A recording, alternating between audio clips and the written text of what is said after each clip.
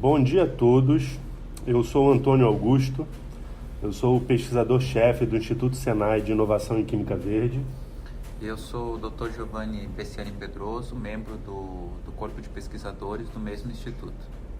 A gente hoje vai falar um pouquinho sobre uma área temática, a gente não consegue nem exatamente falar que é uma linha de pesquisa, mas é uma área que a gente trabalha aqui relacionada à utilização de imagens para obtenção de informações químicas, com uma série de abordagens. E a ideia é que a gente consiga aplicar a química verde com essa abordagem de análise de imagens para obtenção de informações químicas.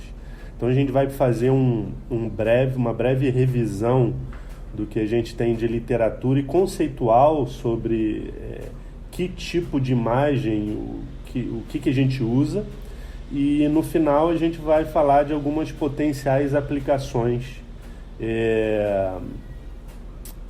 desse tipo de tecnologia. É bom deixar claro inicialmente que a gente não está falando de uma tecnologia necessariamente nova, mas a gente está falando de uma abordagem com uma importância potencial enorme em função das várias aplicações industriais. Isso porque também eu preciso começar falando um pouquinho de quem nós somos. Nós somos um instituto de pesquisa, mas talvez com uma abordagem, uma visão um pouquinho diferenciada, e isso faz com que, de repente, o nosso trabalho seja um trabalho também um pouquinho diferenciado. Bem, a gente faz parte dos Institutos Senai de Inovação. Isso é um projeto do Senai Nacional para que a indústria tivesse acesso a institutos de pesquisa aplicada. Então, a gente utiliza como modelo o modelo alemão do Instituto Fraunhofer, e hoje no Brasil nós temos 26 ou 27 institutos de inovação, e cada um desses institutos tem uma competência, tem uma área de atuação. Para vocês terem uma ideia, a gente tem um Instituto Senai de Inovação em Eletroquímica, lá em Curitiba. A gente tem um em Engenharia de Polímeros, no Rio Grande do Sul. A gente tem um de microeletrônica, no Amazonas. Um de Tecnologias da Informação, em Pernambuco. Então, a ideia é que as várias competências hoje relevantes para a indústria brasileira, a gente tenta embarcar nesses institutos para que a gente consiga fazer pesquisa aplicada industrial. E o nosso foi construído para que a gente tivesse uma abordagem de química sustentável. Então, tradicionalmente, o nosso instituto era um instituto de prestação de serviço em análises químicas, e aí a gente construiu uma equipe exclusiva de pesquisa e desenvolvimento para trabalhar com a química, e a gente elencou que a sustentabilidade seria aí uma abordagem muito interessante para que a gente trabalhasse com as indústrias. Então, hoje, nós aqui do Senai temos no Rio de Janeiro, no Maracanã, bem pertinho do Maracanã, um Instituto Senai de Inovação em Química Verde. Ele é muito transversal, a gente trabalha aí com uma variedade enorme de tecnologias e potenciais aplicações. Por isso que lá no começo eu falei que a gente não necessariamente teria uma linha de pesquisa, mas a gente tem algumas áreas de atuação, já que a gente precisa fazer esse atendimento às indústrias, e essa versatilidade é uma coisa bastante importante para a nossa operação. Aí a gente faz um breve resumo do que a gente tem como área temática. Obviamente não cabe aqui a gente falar do nosso escopo de projetos, do que a gente tem como projetos hoje, mas a ideia é que a gente tem estrutura não só de equipamentos, mas também de pessoal que consiga trabalhar com tratamento de água, alguma coisa envolvendo materiais. A parte nossa de química analítica é muito forte, os conceitos da biorefinaria. Então, por isso, quando a gente pensa no rigor científico do que seria uma linha de pesquisa, a gente não se adequa muito, a gente prefere chamar de áreas de atuação, e a ideia é que a gente fica transitando entre essas áreas. Eu esqueci de falar, a parte de óleo, gás e petroquímica também é muito forte. A gente tem alguns bons projetos e desafiadores projetos para o esverdeamento da cadeia produtiva do petróleo, que na verdade tudo começou com a indústria do petróleo, né? A gente começou a trabalhar com essa abordagem de imagens para análises químicas a partir de uma demanda da indústria do petróleo. E hoje tanto o nosso pessoal quanto o que a gente hoje tem de estrutura, de equipamentos e facilities, né, de modo geral, a gente trabalha muito forte com estatística multivariada, quimiometria, a gente tem uma coisa de inteligência artificial voltada para a química também muito forte, fotoquímica, produtos naturais e essas outras que estão apontadas aí no slide. E aí, na verdade, agora a gente começa a falar do assunto, né, propriamente dito. Começamos aí com uma brincadeira, era uma vez. Então, hoje a indústria do petróleo, aliás, é uma preocupação global em relação à água que eles produzem, né, a partir dos seus processos. A gente chama isso de água produzida. E a quantidade de óleo, não só quantidade, mas também qualidade, tipo, né, e concentração do óleo que ela descarta nos mares, ou se a gente fala em um cenário onshore, ela precisa ter um controle muito estrito de quanto e qual óleo tem nessa água. Só para relembrar vocês, a gente, no momento que a gente vai fazer a extração do petróleo, uma das formas é a injeção de água nesse poço. Então, invariavelmente, essa água retorna, e ela retorna contaminada com quantidades muito variáveis de óleo. Muito embora existam sistemas para fazer essa separação, mas a gente entende que não necessariamente é tão eficiente quanto a gente precisaria no momento de descartar isso aí no corpo hídrico, qualquer que seja. E uma outra coisa importante a partir dessa necessidade de fazer esse controle, de fazer esse monitoramento, é a gente conseguir fazer isso em tempo real. Então, quanto mais rápido a gente obtém informação, melhor a gente consegue fazer a gestão dos nossos processos. E para vocês terem uma ideia, hoje o que se utiliza como metodologia aceita para essa avaliação é uma escala visual. A gente vê lá na água e consegue classificar a espessura e inferir uma concentração a partir de uma escala de cores. A gente chama isso de escala de Bohm, né? Uma escala visual de Bohm, que a gente tem aquela coloração arco-íris, que é exatamente essa fotografia que a gente colocou aí no slide. A partir de quanto mais prateado ou mais colorido a gente está, a gente consegue fazer confrontar isso com uma potencial concentração e espessura desse óleo. Notem também que a gente não está falando aqui de um derramamento de petróleo, a gente está falando de concentrações bastante baixas, mas mesmo assim bastante baixas, a gente consegue ter fazer uma detecção visual bastante simples. Obviamente, a necessidade que existe, aí a escala visual realmente ela não se adequa, mas a gente saber que existe óleo ali visualmente de certa forma simples. Eu tenho certeza que todo mundo já viu na rua aglomerados de água, que essa feição, né? essa aparência colorida na água, que a gente vê que tem alguma coisa oleosa ali. Então, qual é o nosso desafio, né? Na verdade, eu estou falando de um projeto que hoje a gente tem em execução aqui com a indústria de petróleo, que é tentar fazer uma análise por imagem e conseguir inferir concentração desse óleo e o tipo desse óleo na matriz água. E aí a gente parte para a utilização de imagens, aí a gente vai discutir mais detalhes daqui a pouquinho. E aí a abordagem é exatamente essa, a gente usa um espectro eletromagnético amplo para tentar obter essas informações.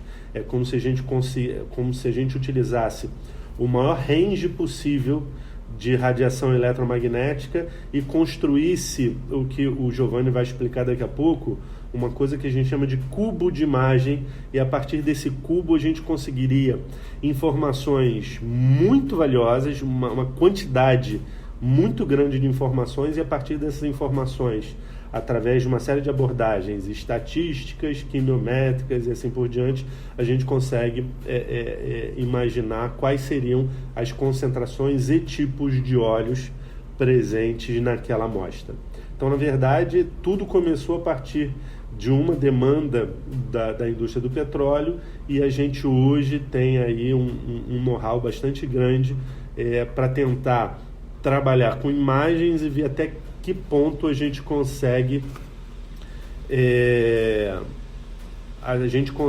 produzir informações químicas a partir dessas imagens. Conceitualmente, o que a gente começa? A gente trabalha com a interação da radiação eletromagnética e a matéria. Várias poderiam ser as abordagens, mas a ideia é que a gente vai incidir uma faixa que a gente vai discutir daqui a pouquinho do espectro eletromagnético, e a gente vê como que é a interação desse espectro nessa matéria. Na verdade, a gente busca sempre tirar uma identidade, que a gente chama de uma identidade espectral, né? No slide está ali uma assinatura espectral, que seria exatamente uma característica única de uma determinada matéria a partir do que dessa interação do espectro com a matéria. E para tentar situar a gente no que exatamente a gente está falando, e também para ratificar que isso não é necessariamente uma coisa nova, a gente já conhece muito dessa interação. Quando a gente fala em ultravioleta, a gente vê vibrações e determinações das ligações químicas, o infravermelho, a radiação, a rotação molecular e assim por diante. Na verdade, embora a gente tenha um espectro aí bastante, desde os raios gama até o rádio, a gente trabalha com essa abordagem química do ultravioleta ao infravermelho. Então, a obtenção das informações químicas é quando a gente tenta trabalhar nesse range de comprimentos de onda, e é isso que hoje a gente chama de imagens hiperespectrais, né? Existe aí uma série de abordagens, desde as multiespectrais até a gente chegar às hiperespectrais, e a gente vai também detalhar isso um pouquinho mais à frente. E da mesma forma, quando a gente fala do imageamento, a gente é quase que uma repetição do que eu comentei agora. Eu tenho a luz visível, o infravermelho, o ultravioleta, e esse conjunto é o que a gente chama de imageamento hiperespectral. E embora a gente possa trabalhar com várias operações, a gente trabalha muito na reflectância, mas a gente teria reflectância, transmitância, absorbância. E o que a gente tem hoje como grandes vantagens para as nossas potenciais aplicações? A ideia de uma análise de uma análise química em tempo real, ela é muito fantástica. Inclusive, é um dos pontos muito levados em consideração nos princípios da química verde. Quanto mais rápido a gente consegue obter uma informação, maior a nossa capacidade de gestão, de ajuste de processos e assim por diante. E não invasivo e não destrutivo. Então, em tempo real, a gente não destrói a nossa amostra. Quando a gente passa para aplicações, por exemplo, em tecidos vivos, isso também agrega aí vantagens impressionantes. A gente trabalha muito com abordagens na indústria cosmética. Imagina quando a gente fala de determinados métodos para avaliação tanto de eficácia ou mesmo de matéria-prima nos cosméticos, na interação com pele, por exemplo, o que seria a gente conseguir fazer por imagem, né? Deixaria de ser uma abordagem invasiva, ela é não invasiva, ela é não destrutiva, ainda por cima em tempo real. E aí, então, agora a gente entra no que exatamente é a imagem hiperespectral. O Giovanni vai dar alguns exemplos para vocês e vai tentar conceituar um pouquinho a imagem hiperespectral.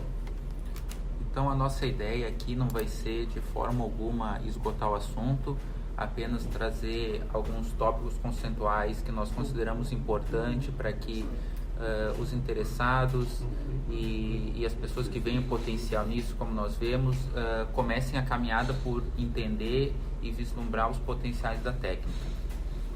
A gente começa situando as análises hiperespectrais, então, como um ramo importante da química verde, em função dos princípios da química verde que podem ser cumpridos a partir dele, do emprego dessa técnica, mas não só apenas por isso, e sim pelo fato de que ela interage de forma muito íntima com outras esferas importantes da ciência, como as avaliações estatísticas e mesmo técnicas consideradas hoje clássicas, embora instrumentais, como as técnicas espectroscópicas.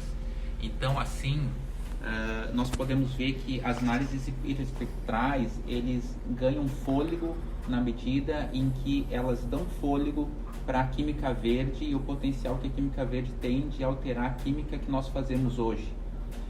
Como características básicas, nós podemos afirmar que temos um caráter interdisciplinar muito forte, na medida em que essa abordagem, ela, por sua versatilidade, ela não fica restrita a uma área específica do conhecimento. Pelo contrário, ela tem muito a ganhar na medida em que profissionais com diferentes formações acadêmicas e da indústria puderem interagir e construir novas aplicações a partir do potencial da técnica em si. Então, a interdisciplinaridade, ela é um grande desafio, porém, ela é um multiplicador de potencialidades dessa análise hiperespectral, como nós pretendemos mostrar ao longo da nossa apresentação. Porém, ela nos leva a lidar com matrizes complexas, necessariamente heterogêneas, porque é o que nós temos de mais comum no meio ambiente, e isso nos agrega uma quantidade de dados realmente muito grande. Então, nós vamos passar a trabalhar não apenas com matrizes simples, e sim com diferentes variáveis, entrando na escala de dezenas de variáveis e trabalhando com amostragens que nós podemos considerar a partir de uma única ou de um conjunto de imagens, uma quantidade de dados realmente grande que apenas a abordagem estatística é capaz de dar conta de trabalhar com esse range de informação adquirida. E claro, nós contamos hoje já com uma instrumentação que nos permita trabalhar com diversas aplicações nessa técnica e vislumbramos, obviamente, o potencial para que mais fornecedores, mais configurações instrumentais surjam e que isso dê um novo fôlego e torne realmente o imaginamento hiperespectral uma tendência em curto e médio prazo. A gente discutiu muito esse slide e é interessante quando o Giovanni comenta sobre o caráter interdisciplinar. Para a gente conseguir a aplicação, ou seja, o resultado que a gente espera com a imagem, uma série de competências diferentes são necessárias. E um outro ponto interessante também, que a gente discutiu bastante, foi quando a gente colocou ali produção de dados estatisticamente confiáveis. Na verdade, a gente consegue, ao final, a gente vai chegar lá na frente, né? Ao final da construção de uma biblioteca, falar assim, olha, de forma muito confiável, a gente conseguiu a correlação ou a gente não conseguiu a correlação. Então, na verdade, nesse projeto que eu falei do petróleo, a gente consegue ter a certeza, ou que conseguiu ou que não conseguiu. Por isso que a gente coloca que a produção de dados estatisticamente confiáveis é exatamente isso. Então, dificilmente eu até apostaria que não há possibilidade de ter alguma incerteza ao final da biblioteca que ela funciona ou não funciona. Isso é uma vantagem muito grande. A gente, de repente, pode não conseguir para todas as matrizes ou para todos os materiais que a gente pretende, mas quando a gente não consegue, de fato, eu vou falar assim, olha, a gente não conseguiu. Conceitualmente falando, então, nós podemos ver que nós não estamos pregando aqui uma nova área dentro do conhecimento que nós temos construído ao longo dos últimos 30 ou 40 anos, porque quando nós pensarmos na aquisição de uma imagem, de uma câmera como nós temos atualmente, nós já não partimos de sistemas simples com 3 canais, conhecidos comumente como abordagens RGB. Porém, se nós pensarmos nessas abordagens simples, com canais azul, verde e vermelho, nós veremos que são a combinação de cores a partir desses canais é que constroem as imagens que são adquiridas em câmeras com essa tecnologia. Pois bem, se nós pensarmos que nós estamos capturando essa imagem, construindo os contornos de objetos, intensidades de coloração, a partir da sobreposição de 3 camadas relativos aos 3 canais, nós veremos que nós temos aqui uma função bidimensional, na medida em que nós temos um eixo X e um eixo Y, que ele contém o produto das medições de intensidade de cada pixel dessa imagem. Então, se nós passarmos a enxergar cada canal, o vermelho, o azul e o verde, como camadas sobrepostas com diferentes intensidades para cada um dos pixels, nós veremos que a imagem que nós efetivamente vemos a partir do nosso olho é o produto do somatório e interação desses 3 canais, gerando uma imagem, novamente, uma função bidimensional, já que nós temos um eixo X e um eixo Y, em que os pixels, com suas diferentes intensidades, é que nos permitem vislumbrar e entender os contornos e as intensidades, as características da imagem adquirida. Pois bem, a novidade aqui é que, ao invés de nós pensarmos em abordagens com 3 canais, como o imageamento via RGB, nós podemos hoje fazer essa aquisição de imagens a partir de mais canais. Se nós pensarmos em abordagens a partir de 4 canais até cerca de 20 canais, nós estaremos falando no imageamento multiespectral. Esse imageamento, ele consiste então na sobreposição de um número maior de canais para a construção dessa mesma imagem que nós vemos, com uma diferença em que se nós vislumbrarmos o espectro eletromagnético e não mais focarmos apenas na faixa do visível, que é a faixa do espectro em que o nosso olho é capaz de interpretar de forma mais acurada as informações produzidas, nós podemos ver que nós começamos a explorar de forma com uma resolução um pouco maior o espectro eletromagnético em si, não apenas a faixa do visível, como também a faixa do ultravioleta e do infravermelho, principalmente, e isso construindo então agora uma imagem com múltiplos canais. Em cada um desses canais, novamente, nós teremos pixels, e esses pixels, que são em última instância as unidades que compõem essa imagem, eles vão estar dispostos ao longo desse eixo X e desse eixo Y, e eles estarão presentes com valores, intensidades, características diferentes em cada um desses canais, que estarão referenciados proximamente a um comprimento de onda específico do espectro, como no exemplo desse slide. Pois bem, mas nós não precisamos parar no imageamento multiespectral. Se nós agregarmos, e hoje a instrumentação disponível no mercado nos permite agregar dezenas e até mesmo centenas de canais, então nós passamos ao imageamento hiperespectral. Esse imageamento, que consiste em adquirir uma imagem, informações a partir de uma faixa contínua do espectro eletromagnético, não restrita ao visível, claro. Nós estaremos falando numa quantidade de pixels analisados individualmente a partir de suas intensidades e padrões da imagem adquirida, seja de uma superfície, de um material, de um objeto. Nós estaremos falando agora de uma aquisição de uma função não mais apenas bidimensional, ou seja, nós não temos apenas um x e um y, nós passamos a ter um eixo z que pode ser referenciado ao eixo espectral. Nós passamos a ter uma dimensão espectral relacionada com a aquisição de cada um dos comprimentos de onda dessas bandas que são adquiridas não no que nós chamamos mais de uma câmera, e sim de um verdadeiro espectrômetro que analisa cada um dos pixels de uma imagem em relação à sua assinatura digital, como o Antônio falava antes, e usa essa informação para construir a terceira dimensão. Então esse slide mostra que nós passamos a ter uma função tridimensional com x, y e z, em que nós podemos fazer secções para melhor vislumbrarmos o potencial de interpretação desse cubo, esse cubo hiperespectral. E nós teremos à esquerda um exemplo de um espectro de um único pixel, em que nós temos então a dimensão espectral, mostrando que nós conseguimos avaliar o comportamento desse pixel ao longo de todo o espectro que a nossa câmera consegue fazer a aquisição dessa imagem.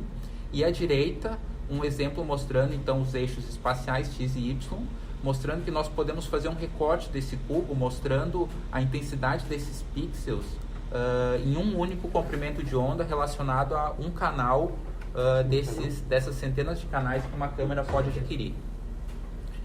Assim, o cubo hiperespectral ele pode ser visto como uma matriz de dados verdadeiramente robusta em função das resoluções que nós temos nas câmeras hoje em dia. Se nós pensarmos em resoluções em escala HD, nós podemos ver que com resoluções de 1280 por 720 pixels, nós resultaremos em quase 1 milhão de pixels numa simples imagem.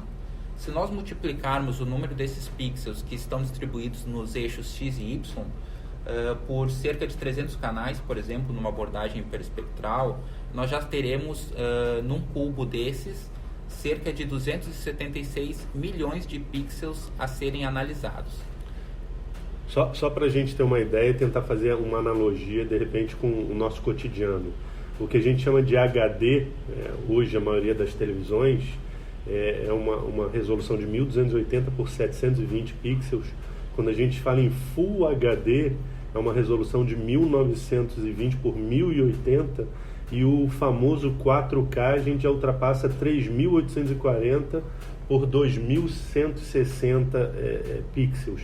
Então, a partir desse raciocínio do Giovanni, imagina a quantidade de informações que a gente conseguiria ter numa imagem. Então, pensando nas aplicações já um pouquinho mais à frente, à medida que eu tenho uma quantidade tão grande de pixels, eu consigo, numa área, fazer aí variadas análises, né, interpretações.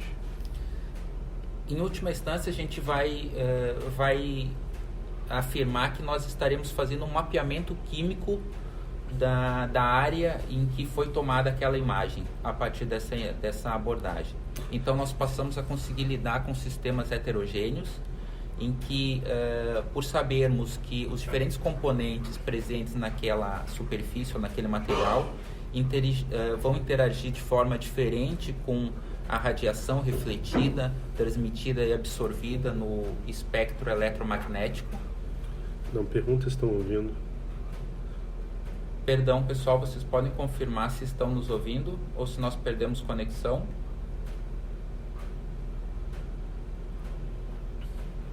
Tudo bem? Então, vamos continuar. Obrigado, viu, pessoal? Nós estaremos construindo, então, os cubos que são verdadeiros mapas químicos das áreas imagiadas. E só para, sem querer ser repetitivo, né, eu acho que isso aqui é realmente o que torna essa abordagem elegante e ao mesmo tempo desafiadora, Quando a gente percebe nesse gráfico aí do centro, que é apresentado o cubo, a gente vê que no momento que eu tenho as duas dimensões é como se eu estivesse vendo o visível, né? E a partir do momento que eu vou para essa dimensão espectral, cada fatia dessa pode ser um comprimento de onda ou um canal. Então, na verdade, imaginem, até pelo raciocínio que o Giovanni fez agora há pouco, da quantidade de informação por pixels, quanto que eu poderia ter de informações por pixels vezes o número de canais possíveis, né? Lucas está ouvindo a gente? O botão aqui de adiantar, ele sumiu. A diferença entre uma imagem adquirida de Só forma te interromper, convencional... Giovanni. Voltou aqui. Obrigado, Lucas. É que nós teremos, então, uma informação espacial em que, com bastante acurácia e cuidado na metodologia empregada, nós podemos ter alguma informação composicional, porém semi-quantitativa. Se nós pensarmos na abordagem meramente espectroscópica, ou seja, sem os dois eixos espaciais, nós estaremos falando, então, obviamente, na informação espectral com informação composicional, claro, pois nós sabemos hoje como a luz interfere com a matéria e nós podemos tirar informações químicas a partir disso.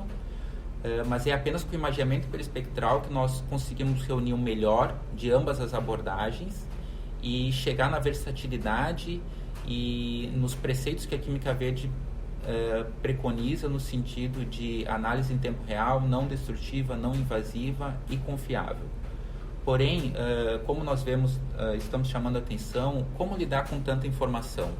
É por isso que o imageamento, ele obrigatoriamente vem junto com abordagens quimiométricas, que nada mais são do que a aplicação de conceitos químicos e do conhecimento químico a análises e resultados estatísticos de significância, para que a gente possa realmente transformar essas informações, esses dados brutos contidos em cada um desses milhões de pixels, em dados que façam algum sentido por modelos estatisticamente compreensíveis. Isso seja de forma supervisionada ou não supervisionada, e seja de forma qualitativa através de modelos como análise por componentes principais, e seja em modelos quantitativos como modelos de predição, em que nós podemos estimar as concentrações e diferenças químicas entre os componentes presentes nesse cubo hiperespectral. Assim, nós vemos que nós estamos trabalhando com mais que uma região do espectro eletromagnético, obviamente, não apenas o visível, como principalmente o ultravioleta e o infravermelho. E para isso nós já temos consolidados mundialmente diferentes equipamentos que lidam com faixas específicas desse espectro. Porém, então vejam, que o imageamento não é algo novo. A abordagem analítica instrumental por trás dessa técnica, ela já existe e está consolidada. Porém, o que nós queremos propor aqui é a utilização de dados híbridos, ou seja, a fusão de dados de diferentes regiões do espectro, e de acordo com as aplicações que nós podemos encontrar para isso, transformarmos um cubo hiperespectral que gera uma quantidade de informações realmente muito grande, numa quantidade menor de informação, aquela que seja minimamente suficiente para que nós tenhamos confiabilidade na aplicação a que nós queremos, como nós mostraremos nos slides a seguir. Nós vemos várias possibilidades de comparação com o que nós temos consolidados hoje e vemos vantagens em relação ao que nós temos hoje, como a possibilidade de obtermos custos moderados de operação, não nos equipamentos de ponta em si, mas nos equipamentos que sejam eventualmente customizados de acordo com a aplicação a que se deseja aplicar o imageamento. Nós temos sensibilidade suficiente em função das resoluções e das capacidades dos espectrômetros utilizados. Nós temos, obviamente, versatilidade, mantendo-se as características não destrutivas. E como reveses, nós não necessariamente temos algum limitante, e sim apenas alguns cuidados que nós devemos tomar com esse sistema, como, por exemplo, a compreensão de que nós eventualmente estaremos trabalhando com diferentes faixas do espectro. Isso pode requerer alguns tratamentos e processamentos de imagem processamentos de transformação de dados a fim de torná-los comparáveis em si, o que nós chamamos dentro da estatística como data fusion, fusão de dados de diferentes matrizes de aquisição, e obviamente a necessidade de otimizar a aquisição dessa imagem de acordo com cada caso. Nós infelizmente não podemos extrapolar uma aplicação relacionada a petróleo e gás necessariamente com uma aplicação voltada a alimentos, por exemplo, já que a composição química, as matrizes, o perfil de composição desses materiais obviamente é muito distinto. Então a necessidade de otimização não é uma limitação, e sim um cuidado para que a gente tenha uma resposta final assertiva. Quando a gente fala de imagem hiperespectral, é interessante que a gente não está falando de uma tecnologia ou de um equipamento em si. Ela é uma abordagem multidimensional. Então, existe hoje no mercado um equipamento que consiga varrer todo esse espectro? Sim, existe. Né? No momento que a gente coloca ali que o custo é moderado, no momento que a gente considera a aquisição de um equipamento desse, o custo ele é elevado, né? Mas como eu falei que a gente trabalha com uma abordagem de várias faixas do espectro, eu acho que a ideia, quando a gente fala de ciência, é construir a biblioteca, e aí a partir dessa biblioteca construída a gente vai conseguir otimizar, que inclusive ao mesmo tempo a vantagem e a desvantagem, quando o Giovanni pontua a necessidade de otimização. Para uma determinada aplicação, de repente eu não preciso usar toda essa faixa ampla, e eu consigo usar faixas mais restritas, mesmo assim com uma abordagem multivariada, e isso faz com que o meu custo seja reduzido em prol de uma aplicação específica, né? Em resumo, o que a gente tem hoje como desenvolvimento é a construção de bibliotecas para fins específicos. É mais ou menos isso. A gente fala um pouquinho agora das aplicações, e na verdade são muito interessantes e as mais variadas possíveis. A gente consegue, na verdade, quando a gente fala em aplicação, eu acho que o céu é o limite, a criatividade é o limite. A gente consegue pensar em coisas assim bem interessantes. Algumas mais clássicas e mais consolidadas, quando a gente fala para a indústria de alimentos, a gente consegue alguns parâmetros como açúcar, né, índice Brix, gordura, quantidade de água, alguns compostos químicos mais característicos, por exemplo, clorofilas e carotenos, de certa forma simples a gente conseguir aplicar. E olhando nesse slide que fala muito da aplicação, é interessante a gente chamar atenção para uma coisa. Esse gráfico aqui, ele mostra uma faixa de 400 a 1000 nanômetros, e a gente está construindo aqui o meu cubo de 400 a 1000, e na verdade tudo aquilo que foge o visível eu preciso transformar numa escala, ou que seja numérica ou que seja visual, que é o que a gente vê aqui, o que seria uma fotografia de uma maçã no visível, e isso aqui seria uma escala construída sob determinado desfecho, que seja degradação microbiológica, degradação da fruta por contaminação microbiológica, ou variação de água, ou qualquer coisa do tipo. Então, é necessário que a gente faça a conversão em alguma coisa visual a partir desse cubo de imagens.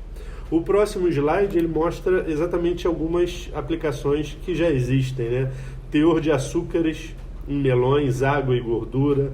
A gente consegue ver aqui massa seca de determinados, isso aqui é alimentos também, se eu não me engano, produtos cárneos, beta-caroteno e clorofila, e existe toda já um grupo enorme de bibliotecas com essas aplicações para a indústria de alimentos, por exemplo.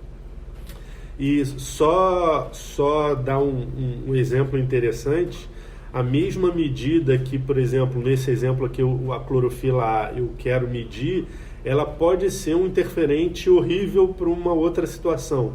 Então, desse projeto que eu comecei a apresentar lá no comecinho, se eu estou falando em matriz água, né? Eu quero ver alguma coisa na matriz água, por exemplo, se nessa água a gente tem alga com clorofila, isso vai ser um interferente muito interessante que lá no para a nossa obtenção dos índices espectrais, a gente vai ter que dar um jeito de fazer essa diferença, né? De ver o que realmente é o que a gente quer medir e o que, na verdade, me dá um sinal e eu quero excluir, né, do meu cálculo. Quer fazer um comentário? Esse pré-processamento, visando a eliminação de eventuais interferentes ou de informações que não sejam úteis para aplicação específica, ela faz parte do tratamento quimiométrico que está por trás da imagem hiperespectral e ela que agrega a necessidade de interdisciplinaridade obrigatoriamente.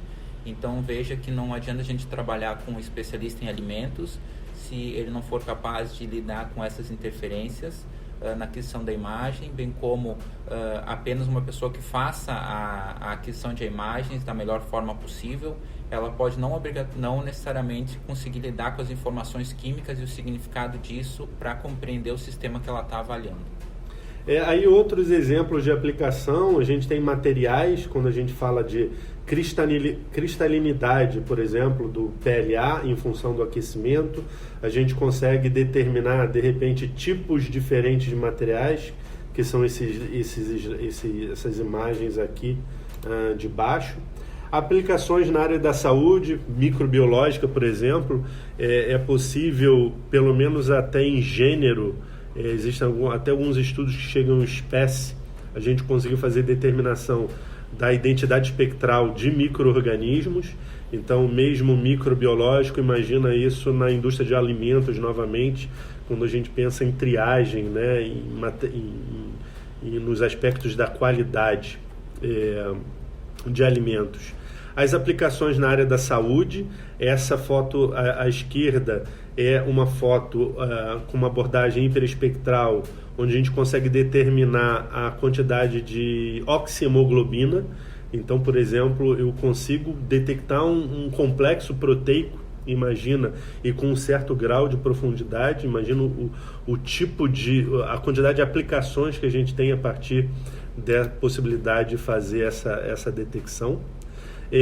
A gente tem aplicações forenses também importantes. Ali à esquerda a gente está falando uma digital e a capacidade da gente fazer análises químicas com imagem sob o ponto de vista forense, né? Drogas ilícitas, uma série de outros aspectos interessantes. Isso tudo que eu estou falando, gente, são aplicações que já existem. Em algum momento alguém já construiu algumas bibliotecas em relação a isso. Esse aqui também eu acho fantástico, eu cheguei a comentar com vocês a indústria de cosméticos. Hoje já foram mapeadas uma série de macromoléculas ou macroestruturas que conseguem ser facilmente detectadas na pele a partir de diferentes tipos de abordagem. Então imagina, para a indústria de cosméticos, se a gente consegue, por uma fotografia, identificar o quanto de colágeno e o quanto de colágeno íntegro a gente tem nessa pele, ou antes e depois da aplicação de um determinado cosmético, quais seriam os efeitos sobre, por exemplo, essa estrutura proteica muito importante para o que a gente tem de aspectos de saúde da pele. Além disso, RNA, DNA, até estruturas menores que já conseguem ser avaliadas por esse tipo de tecnologia. Esse aqui é uma abordagem um pouquinho diferente, a gente já está finalizando com os nossos exemplos, também na indústria do cosmético, que foi a aplicação do imaginamento hiperespectral, mas com uma abordagem tridimensional. Então seria a gente conseguir, sem um plano, né, sem a utilização de um plano, nesse exemplo aí, fotografias de rosto, fazer análises químicas, igualmente químicas. Nessa foto aqui, à esquerda em cima, uma faixa de comprimento de onda que eu conseguia perceber a quantidade de melanina. Note que tem uma falha nesse slide, que a gente sempre precisa de uma escala para eu conseguir, pelo menos intuitivamente, perceber a diferença de nível, de quantidade da melanina, mas eu digo que toda essa escala de intensidade, ela está me mostrando a melanina. Aqui eu estou vendo sangue, aqui eu estou vendo veias. Então a ideia é que a gente, dependendo da diferença de comprimentos de onda, a gente consegue fazer determinações bem específicas. E isso aqui seria a foto, isso aqui seria a foto já com a projeção em 3D, que também, dependendo do comprimento de onda, a gente consegue perceber oxigenação, fração volumétrica de sangue, melanina e etc. Isso aqui foi um paper da Universidade de Lyon, se eu não me engano, que trabalhou com essa abordagem tridimensional para rosto com aplicações dermatológicas. Eu acho que lá no final a gente tem uma lista de referências, né? Vocês podem, de repente, dar uma olhada, que são literaturas assim, bastante interessantes para quem se interessa pelo assunto. Podemos acoplar também essa tecnologia de imagiamento a tecnologias digitais e mesmo tecnologias remotas que existem atualmente. Então, já é possível, claro, utilizar esse tipo de aquisição de imagens para abordagens acopladas a drones e mesmo aviões, e fazer um monitoramento, embora haja uma relação de perda de resolução em função do tamanho da imagem adquirida, é possível obter informações em escalas de centenas de metros e até mesmo alguns quilômetros, identificando, por exemplo, na agricultura, o estado de uma cultura específica, se ela está saudável, se ela está sob ataque de uma praga específica. E esse tipo de interação é muito interessante entre tecnologias digitais e o imagiamento, porque ela expande o potencial de aplicação da técnica. Então, nós apontamos, de forma a resumir o que nós estamos apresentando aqui, que já se percebe, embora nós estejamos numa caminhada de cerca de 10 ou 15 anos no tocante ao imagiamento hiperespectral, que não é mais o suficiente dominar a técnica, e sim é necessário encontrar aplicações concretas que mostrem para a academia e para a indústria que é possível trabalhar com diferentes matrizes, com ganhos em relação às análises convencionais. Isso é uma realidade de quem se propõe a trabalhar com isso.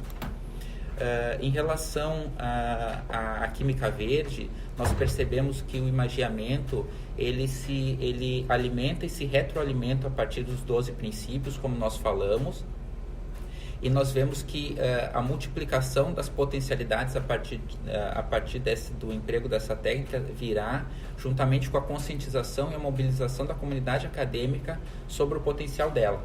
Então, não só o manuseio de uma quantidade de informações grande, como a capacidade de construir modelos de predição a partir dessa quantidade gigantesca de informação, é que juntamente nos permitirá formar o que nós chamamos de bibliotecas hiperespectrais. Essas bibliotecas hiperespectrais, em última instância, serão a diferença entre uma análise confiável em tempo real, precisa, em relação a uma análise química que demande um preparo de amostra, um tempo de aquisição extenso, que a indústria não se permite mais ter atualmente. E por que não pensarmos que isso ultrapassa os limites da interdisciplinaridade e partirmos a propor a transdisciplinaridade característica da própria técnica? Ou seja, não limitarmos esse tipo de trabalho a químicos ou técnicos em alimento ou o pessoal da engenharia que trabalha com áreas agriculturáveis, e sim expandir e multiplicar o conhecimento de cada uma dessas áreas, explorando o melhor dessa técnica. E isso nos permite falar de diferentes indústrias, como nós destacamos nesse slide. Bem, a gente está finalizando a nossa apresentação. Queria agradecer muito a todos vocês, agradecer o convite. A gente espera ter conseguido contribuir um pouquinho com esse assunto tão interessante. A gente sempre termina, ou na maioria das vezes a gente termina as nossas apresentações com uma fala do Paul Anastas que a gente acha muito interessante. Ele fala que a gente só vai saber quando a química verde deu certo quando simplesmente a gente parar de falar em química verde, ou seja, quando a química já for per se alguma coisa sustentável, né? Então, a gente trabalha aqui todo dia, a gente se esforça para que realmente um dia a gente tenha, de fato, uma química sustentável. Muito obrigado mais uma vez. Estamos aí à disposição, se vocês quiserem fazer alguma pergunta, e obviamente se a gente souber responder. Obrigado aí pela participação.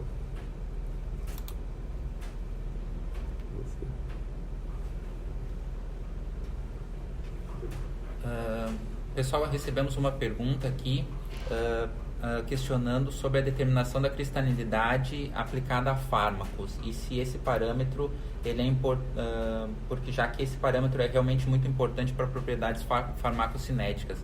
Nós entendemos que sim, porque os padrões de cristalinidade eles podem ser diferenciados em relação a diferentes fármacos, uma vez que nós otimizemos, obviamente, as condições de aquisição dessa imagem e que nós entendamos qual é o padrão de cristalinidade específico desse material. Então, a resposta, teoricamente, é sim, com certeza, desde que nós entendamos direito que matriz é essa. E, em relação a isso, é interessante destacar que nós conseguiremos fazer essa determinação quanto mais nós vamos conseguir ampliar essa imagem e, eventualmente, por que não pensar em acoplar uma imagem, um espectrômetro que adquira essa imagem hiperespectral, por exemplo, a um microscópio eletrônico de varredura, por exemplo, que nos daria uma resolução muito alta sobre uma faixa muito pequena, uma região muito pequena, facilitando não só a visualização da cristalinidade, como a diferenciação dela e o reconhecimento dela no material. Então, a resposta seria sim, e vemos muito potencial na indústria farmacêutica em função da necessidade de controles de qualidade eficientes, confiáveis e rápidos em tempo real. É uma coisa que a gente ainda vê pouco, as pessoas têm despertado pouco para esse potencial, exatamente fazer o que o Giovanni acabou de comentar. A gente acoplar outras estruturas para utilizar essa abordagem. Então, o Giovanni já foi bastante extremo falando no microscópio eletrônico de varredura, mas se a gente antes, e talvez não para aplicação de fármacos, um microscópio óptico comum, a gente já também conseguiria dar um passo além na obtenção de informações químicas a partir de imagem. O nosso ambiente que ele muda, mas eu acho que é uma área aí ainda a ser explorada. Bem, se não tem mais nenhuma pergunta, Arlene, muito obrigado aí pelo convite, a Cíntia também, que já veio visitar a gente. Deixo aqui de pé o nosso convite. Quem quiser, entra em contato, lá no primeiro slide tinha o meu e-mail, fiquem à vontade, ou através também do pessoal do webinar. E o nosso do dia 18 já está pronto, vai ser muito melhor do que esse. Esperamos aí poder contribuir e repetir a dose, caso vocês queiram. Muito obrigado, gente. Mais uma vez, muito obrigado. E sempre interessante compartilhar informações através dessa plataforma que tem popularizado uma abordagem nova dentro da comunidade. Muito obrigado pela oportunidade.